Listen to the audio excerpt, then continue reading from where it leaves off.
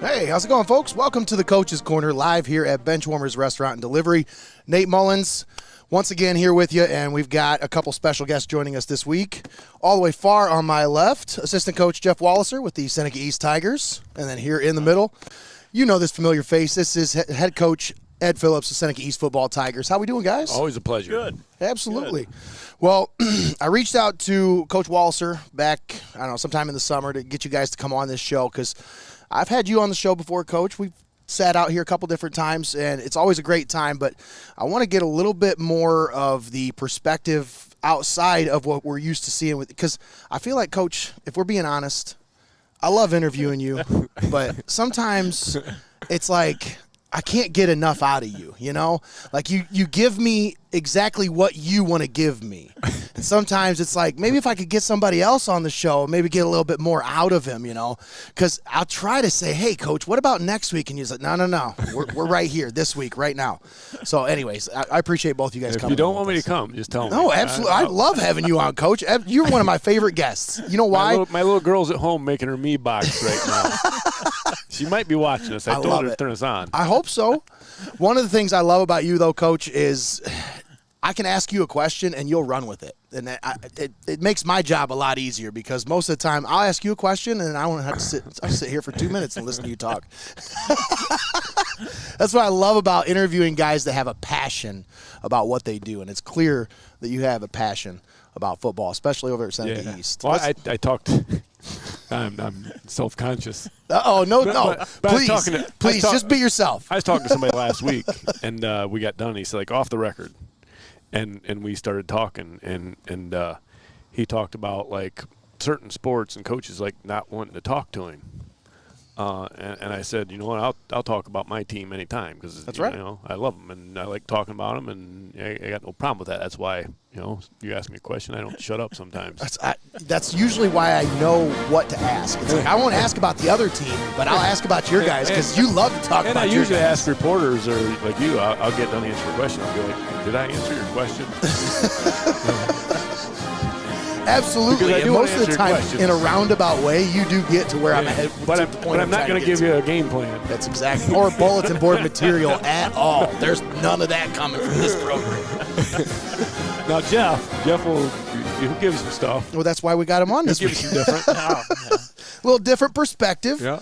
But once again, I can't thank you guys enough. There's a busy time of the year for you guys. Tuesdays are kind of hard to get away, so appreciate your time. So let's talk about football. So we're, 1-1 now on the season? Yeah, we're 1-1. Okay. Yep. Tough loss last week against Gibsonburg. But I want to go back to the offseason before we really get into what happened in the last 2 weeks. Talk about the offseason. What were your areas of emphasis that you really wanted to kind of emphasize with this group in particular this offseason? We need to develop up front, okay. You know, especially offensively. We're pretty raw coming in, which made week one all the more impressive against a really good Crestview team. Yeah. And you know, we had some guys really come around and come together. So, you know, that was that. You know, sometimes you have to sit back and think about, but there was no question what we had to work on this summer. And the O-line has come together and done a good job early on. So let's talk about the leaders on this team. Where's your leadership coming from? Obviously, you got a senior core group here, but is it just coming from your seniors, or do you have leadership coming from the underclassmen as well? Yeah, it's a good group. You know, our underclass, and you know, we had to have, like, our offensive line. We got a couple seniors on one side, and we got, you know, some sophomores in there, and a junior. So we've got a good mix, and like. Your offensive line's got to be a unit, and they really are. And they're a group of guys that just work really hard, and you know, have made themselves into really good football players. And they've got to be a heartbeat of your team, and they are right now. But it's just a really good group of people in all around. Are there good leaders? Yeah, but, like, if you come out and watch, like, first practice, I knew that we were in pretty good shape because, you know, every once in a while you do a pursuit drill or something defensively, and you got to, like, get on and hustle. And I haven't had to say that once. You know, they just get out there and they go. And I got a lot of quiet kids, but I got a lot of quiet kids that are hard workers and intense and just do their job regularly. Kind of lead by examples Yeah, kind of yeah. guys. Yep. All right. So what about goals for this season? What did you set forth as the goals for this season in the off season? We're going to beat Monroeville this week. Here we go. Love it. Love it. Love it. Yeah, we'll have good practice tomorrow. But, our program goals are pretty clear in the kids. We want to compete for the N10 and we want to win playoff games. That's right. There's no question about that. If we're not competing to be at the top of the N10, and if we're not competing to win playoff games, and it's not Seneca's football, because that's what we believe we do and that's what we want to do. Not to steal a quote, but the standard is the standard, right? Yeah, the standard is the standard. Yep. So and the kids know that, and we know that, and yep, absolutely. And it's kind of a tradition of excellence over there, because, how many years in a row now for playoffs? I can't even. Yeah. It's more than I got hands. That's good. Yeah, that's good. Yeah. It's the success over there, and it really is. It's a byproduct of what you've built. You've built that program from the foundation up, and it was handed to you in good shape, obviously, from the leaders that were there before you. But you have really done a good job of not just taking that and running with it, but then taking off and allowing this program to grow into what it has become, which is, you're a perennial. Every year, this is a team that everybody looks to. Nobody counts this as a W on their schedule. Everybody looks like this is going to be a dogfight no matter what. So, talk about that mentality going into, training. What do you have to do to instill that into your players? No, that's cool to hear. And as you say that, the thing that comes to mind is our kids just work hard right now. Yeah. They work hard because they want to be good themselves, and they work hard because they want the program to be good. And, I tell them in the off season when we do goals, it's okay to be a little selfish then, because then when you make yourself better, that pays off once you get into the season. And that's what I think when you talk about our tradition and hopefully how we're perceived, it's because our kids just work hard. Yeah. And I think they see a bunch of coaches who also work hard and who we're a good team. Jeff and I have been around each other for a long time now. As I say that, I have a flashback to when back at the old place we were standing down in we used to call it the hog pen at the old complex. And we were just talking about that earlier. I remember Jeff come walking down, and I probably had a Harley shirt on. He might have rode his Harley there. And he just come walking down. He just started watching practice, and I think he kept coming back. And then eventually, probably Coach Sherman was like, "You want to coach?" And I'm going to guess it was something like that. Greg, that sounds like how you got your job with youth football. And that's good, He's never left. And that's awesome. I had this conversation sometime in the last week or two that people were like, "Look at your staff; they don't leave." Yeah. Because they love the program and we love each other, and that comes up a lot when I talk about the program, because they coach with me, but they're my best friends. They're the people I do things with, people I talk to. We're family. Yeah, absolutely. You can see it on the sideline. You can see it before and after the games, the way you approach your game plan. You can tell you guys are a family. It's easy to see that. So, Coach Walliser, I want to talk to you a little bit.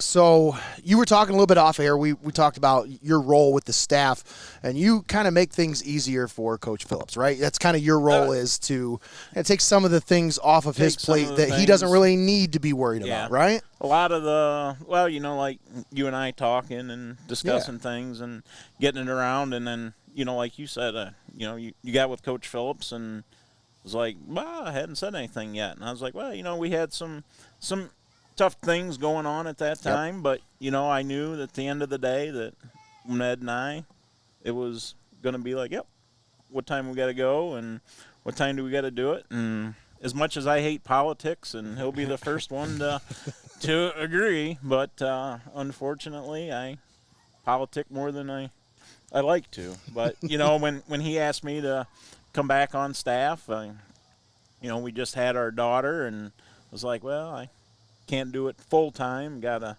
because I unfortunately am not a teacher. I work a real job. I don't get summers off. But but he's like, hey, whatever you can. Well, if it was up to me, I'd give you your summer off. But but that goes with the family part too. Like our daughter, she grew up, like she came to film, and I can remember at 4 years old, we'd be at home and she'd be like, "Hey, I want to watch film," and I'm like, "All right, I'll go," and she would grab, a Calvert Hopewell game film, and she's like, "Uncle Eddie wants us to watch the blue team this week," and I'm like, "What?" And I look and I'm like, "Holy crap, she is right. She's watching Calvert, but because that's all she knew, I mean, That's cool. Kind of felt bad later on in life, but it's shaped them, and who they are, and to be around, and while our daughter, he's her godfather, and it kind of goes with, like I said, it's truly a family, and yeah. Well, and like you said, Coach Phillips, you were talking about you guys just don't leave.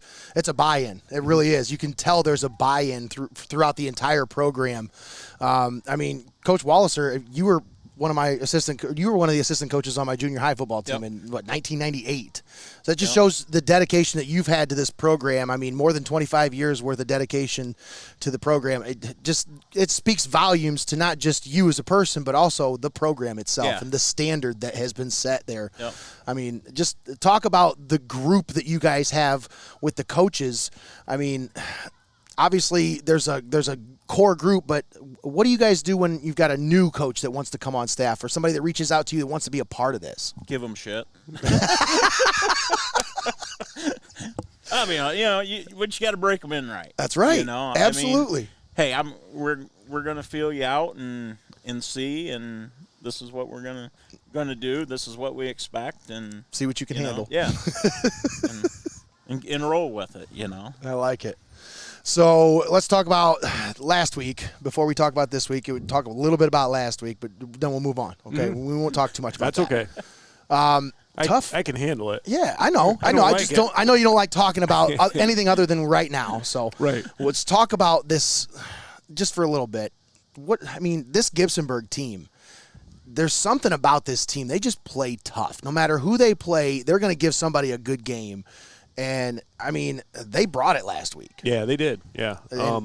For a small school, for a small team, and you look at this, it's not just like the numbers. There's a lot of smaller kids on that team. They play tough, man. Yeah. I got the feeling from talking to their coaches a little bit before and a little bit after. I think they're a little bit like our staff, and I think they've got some experience there. I mean, Jerry Rutherford used to be head coach at Eastwood, and he's a coach there.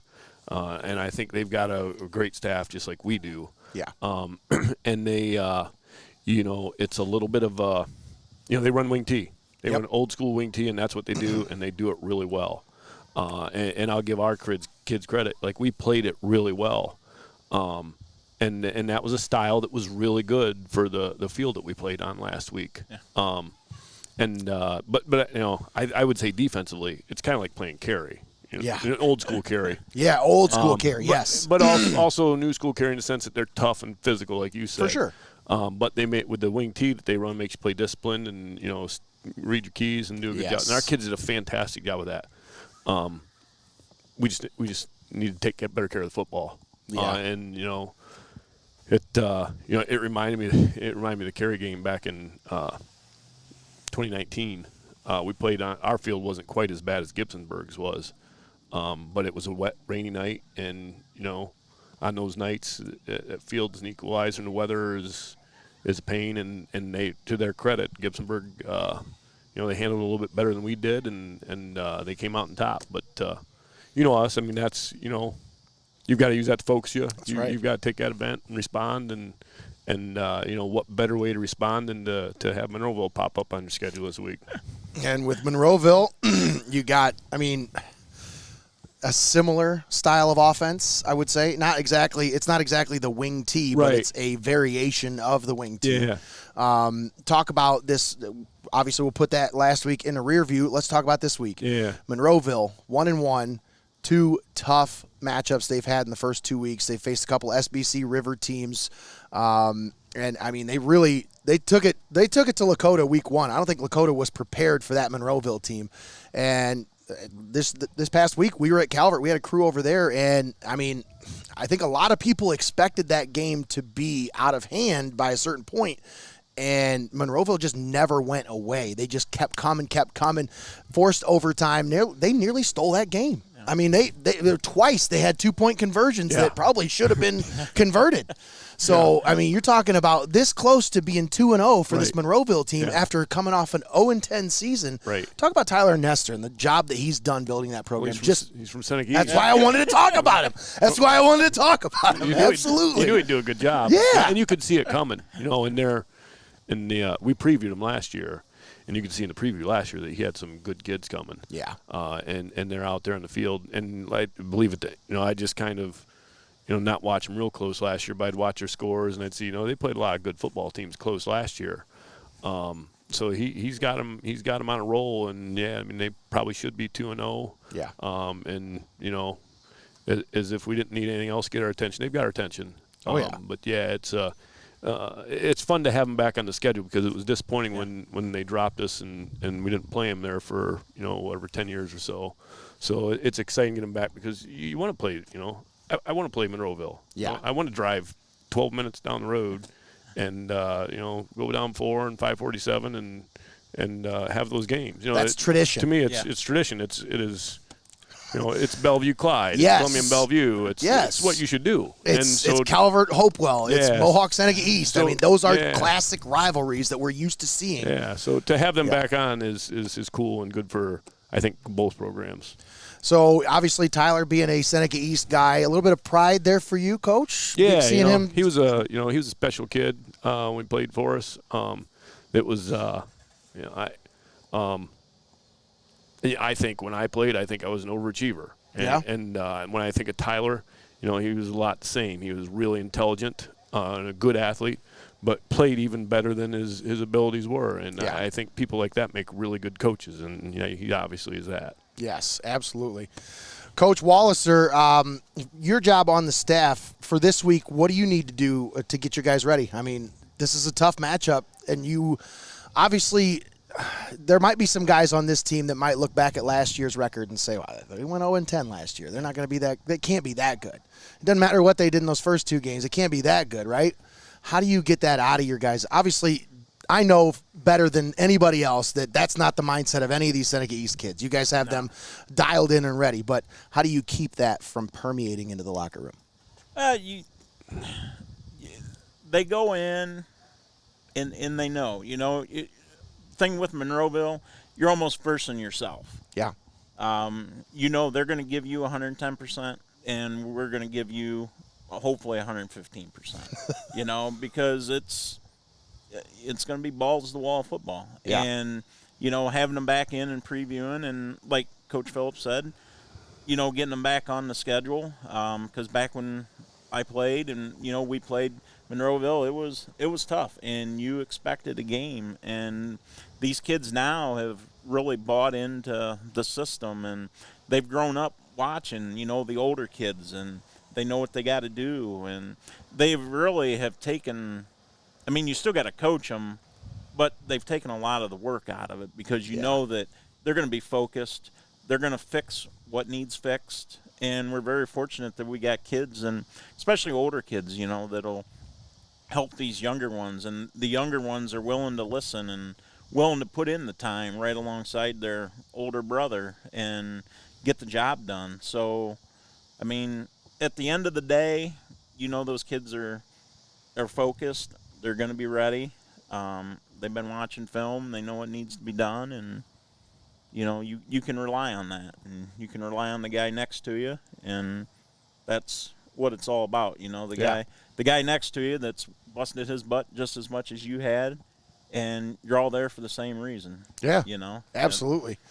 So with this Monroeville, obviously, it's going to be a tough matchup. But what do you guys expect to see from this team? How do you think they're going to try to attack you guys? Because I mean, you've seen what they've done the first 2 weeks. They game plan for their opponents. They try to take away the opponent's strengths and force them into their weaknesses. What's your game plan this week?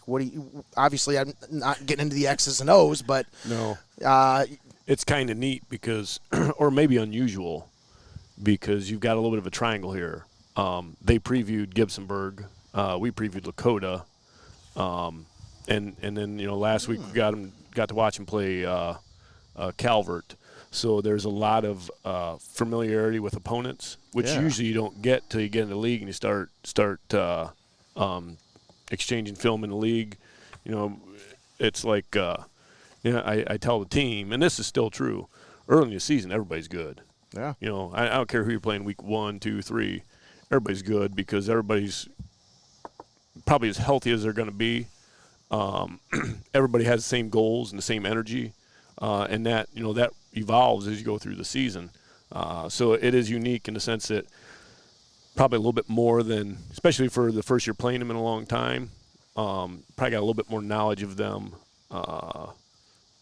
than a lot of teams that you would have that you just got on the schedule in week 1, 2, or 3. So it's a little bit better than the average at this point. So you guys put up 21 points week 1. Last week you held that Gibsonburg attack, which, they put up a lot of points last year. This is the team that likes to put up a lot of points, and they can grind you to a halt. Now, you were only able to manage 8 points last week, but you only gave up 12. I think defensively, if you can keep your guys in it to where you're only giving up 12 points a game, you're in any game. Yeah, we'll be okay. You'll be okay. You'll be fine. We can do that. We'll be good shape. How do you get that offense going this week, Coach? Take care of the football. Yeah. We do that. We'll be just fine. Because I think that I was shocked when I got done with the game last week because it was 12-8 and we got beat.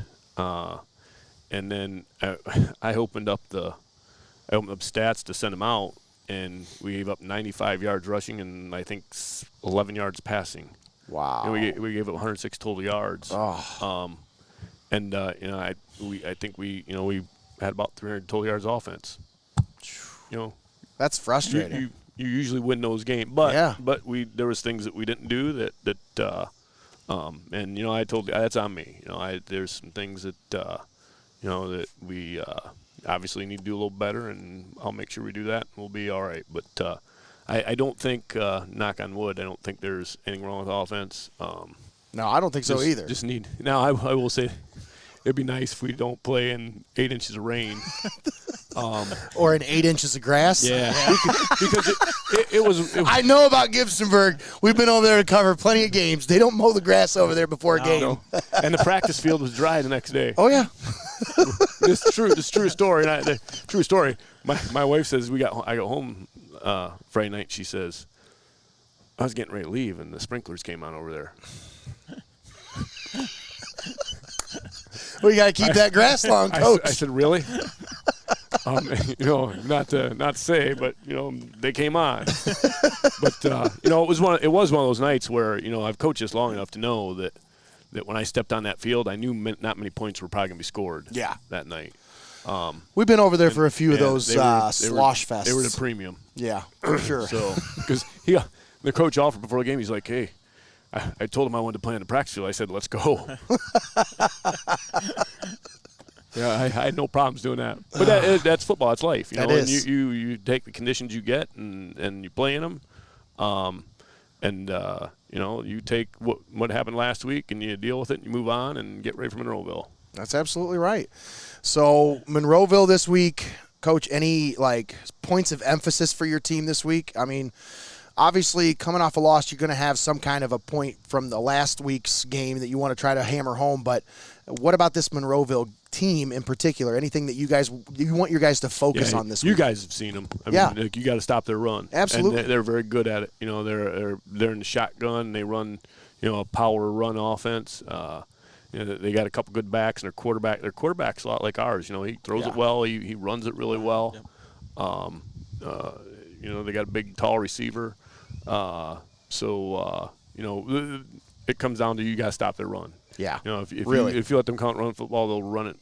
Yeah. And that's something that we've done pretty well so far this year. So hopefully, if we can continue that, that'll be a big key to the game for them and us. Yeah. Well, you start out last week with holding Gibsonburg under 100 yards on the ground. That's that's something that you should get a plaque for. I mean, like, most teams don't even come close to that. I was pretty proud of that. Yeah, absolutely. I thought, man, this is good, because that was not something I don't know if we held anybody 100 yards last year rushing. That was not a strength last year, and that was a point of emphasis this year. So to this point, we've played Crestview and we've played Gibsonburg, who are really good at running the football. We've played pretty well. And, Monroeville, it's another huge test this week because, they're a great running football team. You can tell that from watching the film. They're a little bit different from the other two. So that's what's great about high school football, though. Now, when you set these matchups up ahead of time, obviously the Gibsonburg matchup, the Monroeville matchup, how far ahead were these matchups made? This is last year, year before, a couple years ago? In the last couple of years, I think we got Monroeville. We might have got Monroeville last year. It's one of the biggest pains for me as a coach is this preseason schedule. And, all the leagues, it's a nightmare. Mm-hmm. I mean, we got 3 new non-league games this year, and I don't know if we've – our non-league schedule has changed in the last 10 years. It's difficult to find people that want to play and keep playing you. Yeah. It's even more difficult to find people that are close. So I feel pretty fortunate right now that we've got 3 teams that are at least relatively close. It'd be nice if Crestview and Gibsonburg were a little closer, but at least it's not down in the river like Crawford had to go. Seriously, I mean. Yeah. I mean, that ain't 3 hours. Yeah. Yeah. That's playing a haul. football is fun, but that's a long way to drive for a preseason, regular season game. Well, and that's like we were talking with Judd Lutz last week right here, and he was saying the same thing. The reason why they had to play Chardon last week is because there's hardly anybody that wants to play Columbia in this area, and Chardon's dealing with the same thing where they're at. Nobody wants to play them, so they had a common interest after that 2020 matchup in the state semis. They said, "All right, well, let's see where things go," and they kept in touch. And that's one of the things that I talked with him about is it's just so hard to find those opponents that want to play you and want to continue to play you. So it just becomes hard with the scheduling. And the reason why I asked that is because I was trying to figure out maybe. Is there any kind of preparation with these games? I mean, you're run heavy with these last 2 with this opponent this week, and then obviously the opponent last week. And maybe this is helping in terms of to prepare. It does prepare us for the league. Yeah, because I mean, you got a lot of teams in your league that play power style offenses. Yeah, no, it does. I haven't. When we make the schedule up, we don't think that way simply because you get to the point where you just want a game. Yeah, because we did play that one season. We played 9 games. Right. We looked that year. We knew that was coming for years, and we couldn't find anybody. I think we did find one person that was like maybe literally, and I'm not joking, like down on the river. Yeah, it was like a 4.5 hour drive because we were looking at. Yeah, and I don't remember what size they were, and I just said, you know what? There was part of me thought, is it safe for the kids? Is it smart? Is it worth it? And that year I told the kids, I said, hey, you want another one? Go to the playoffs. That's right. That's right. That's the best way to look at it too. All right, so, Coach, what can we expect this week with this Monroeville attack? Obviously, you guys have a plan of attack, but what do you think their plan is to stop your offense this week? They've seen the game. They've seen the game film from the Crestline game, and then they've seen the game film from last week, Gibsonburg. What do you think is their game plan this week?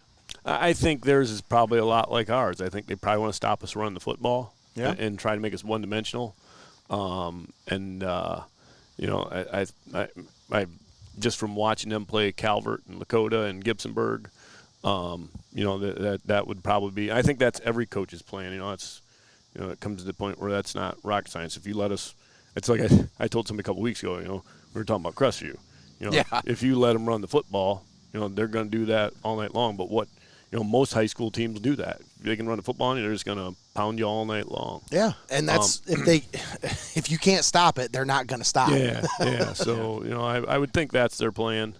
But they also have some guys they can take shots down the field with too, and they're smart guys over there too. So I think it's exciting to think about, and it takes you back to when we played them. It takes you back to Bellevue, Clyde, Columbian, Calvert, Mohawk, Hopewell. It's a big week. Absolutely, it's a big game.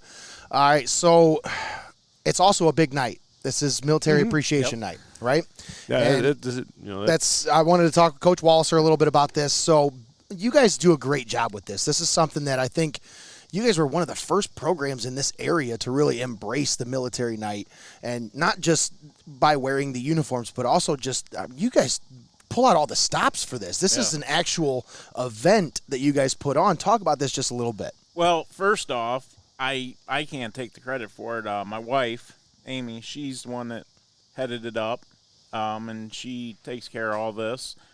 And, we've got a lot of kids that have come through the system that are in the military now. We know a lot of other people, and it goes back to tradition. You and I were talking earlier about tradition and the way things were and the way things are. And it's like, we got to pay respect to those dudes, because we can't sit here and do what we do or anything like that if it wasn't for that. Yeah, absolutely.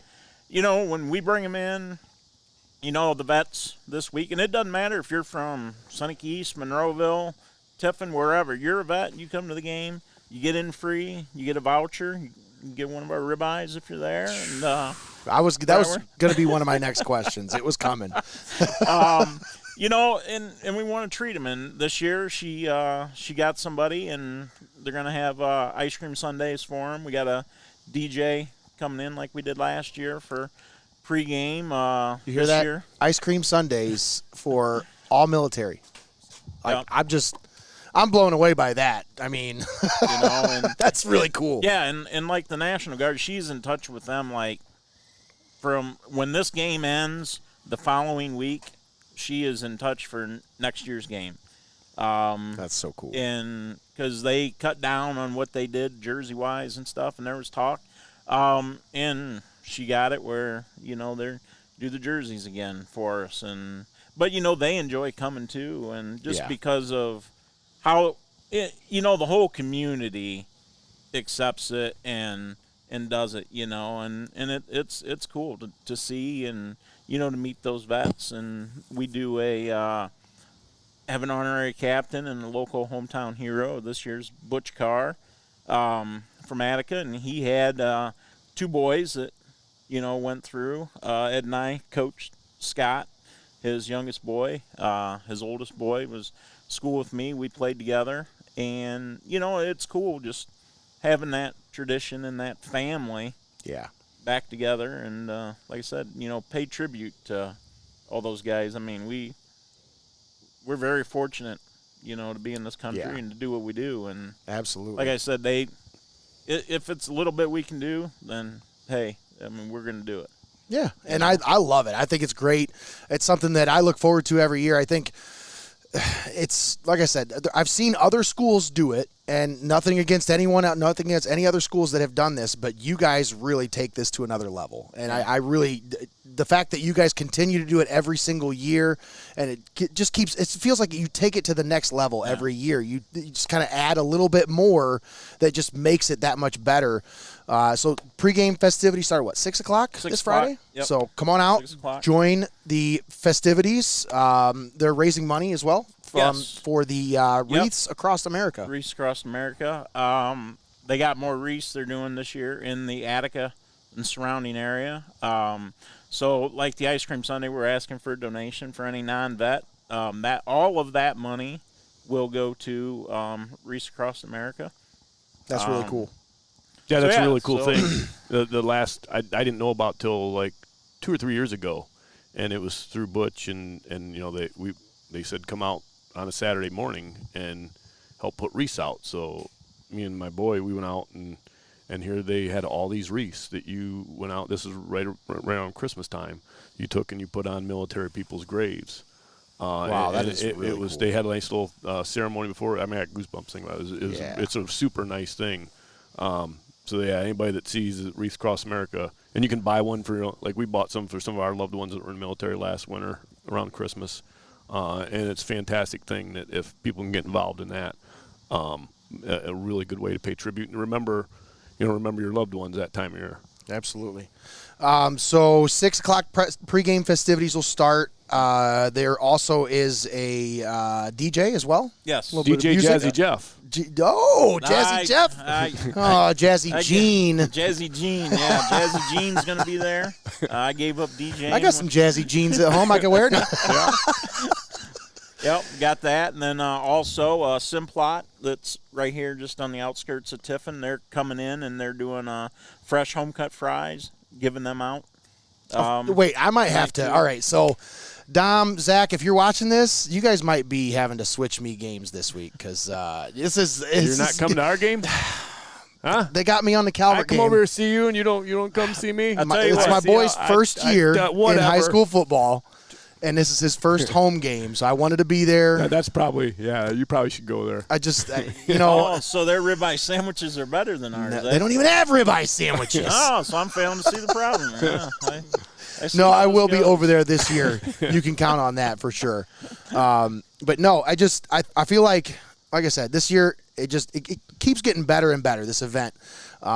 7 o'clock kickoff, but all these festivities start at 6 o'clock. Yep. They'll be giving out the Hometown Hero Award about 6:30. Yep. And then, what is this? Attica Legion Riders will roar into Tiger Stadium. Well, a couple years ago, the wife got with the Legion Riders, which is the local group, Harley guys. And when it came out, the National Guard had their blow-up tunnel and stuff, and she had kept it a secret and everything from everybody and didn't want Ed or the kids to know. And kids come down, and there was a whole bunch of Harleys sitting there, and she had them fired up. It was fantastic. Yeah, it was. The kids saw it in this. Oh man! And here comes a row of Harleys through the tunnel. Yep. We got a little appreciation for that. Usually, 3 of our guys will roll up to a game on Harleys. That's cool. Tommy, Greg, and Eric will all show up to a game on Harleys. That's good so, stuff. yeah, we got a little appreciation for the riders around here for sure. So we're hoping we can do something again. When we had the track resurfaced, we had to kind of skirt tail little things because unfortunately sometimes track coach doesn't like. Track coach never said anything. I know him really well. But I got to place the blame on him because that's okay. I can't. Yeah, you can handle it. Yeah, well, I mean, you're used to it. I will say this, and we like every home game in Attica is like an event, and we have a lot of events at it, which, and we talk about the atmosphere of the create, which I think is fantastic and second to none. Yeah. But it not only is it the game, but it's the stuff that the community, like Jeff and Amy and our administration, they do to make Friday nights exciting and more than just a football game. Yeah. And I like to think that our games are more than just a football game, and this week's is military night is super important to us.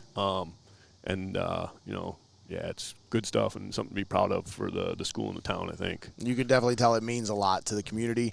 It's always a huge turnout for the event. Mm-hmm. So we're looking forward to it. We'll be there. We'll have the X Stream there. Also, make sure if you can't make it out, you can tune in, but try to make it to the game, folks. It's such a great time.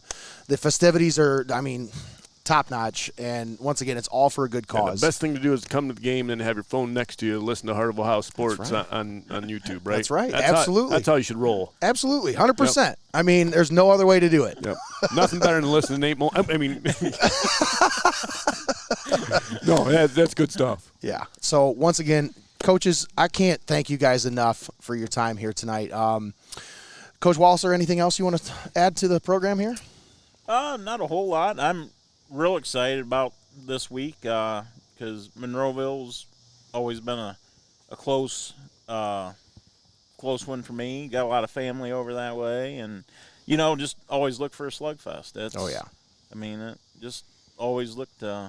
It's going to be a throwdown, and being Veterans Night, and you look at the weather, and it's like, man. Yeah. What more can you want to do on a Friday night than kick the living hell out of somebody? Looks like some fireworks.